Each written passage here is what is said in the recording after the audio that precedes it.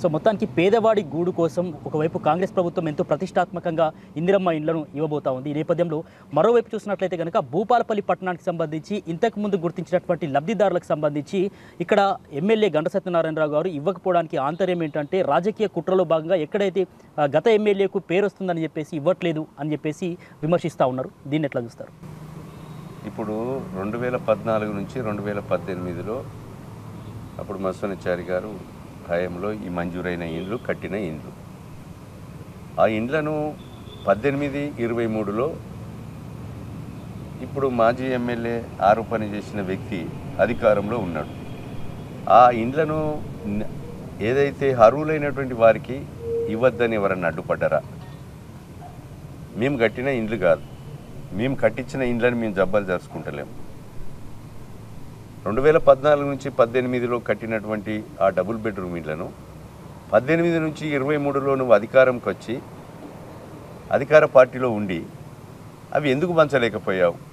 ఆ ప్రశ్న నీకే తలుగుతుంది ఆ జవాబు. రెండవది, ప్రభుత్వం మారిన తర్వాత ఈ డబుల్ బెడ్రూమ్ ఇండ్లు కానీ ఇందిరమ్మ ఇండ్ల విషయంలో ఒక 20 రోజులు అవుతుంది జీవో వచ్చి. డబుల్ బెడ్రూమ్ను ఎట్లా చేయాలి, ఇండ్లను ఇందిరమ్మ ఇండ్లను ఏ రకంగా చేయాలనేది ఈ 16వ తారీఖు నుంచి గ్రామ సభలు ఉన్నాయి. ఆమన్న దీక్ష దిగుతా అంటున్నారు కదా. 16 నుంచి మాకు 24 దాకా ఉన్నాయి. ఈరోజు ఆ జీవో ప్రకారంగా ఆ 416 ఇండ్లను మేము కలెక్టర్ గారికి క్లియర్గా చెప్పాం. ఎవరైతే ఇండ్లు లేక, ఇండ్ల స్థలాలు లేక, ఇల్లు కిరాయికి ఉండి అనాథలు ఉంటారో వాళ్ళకు చెందాలనేది నా అభిప్రాయం. మా గవర్నమెంట్ పాలసీ మొన్న వచ్చింది. ఆ పాలసీ ప్రకారంగా నిరుపేదలకు 416 మందికి ఇస్తాము.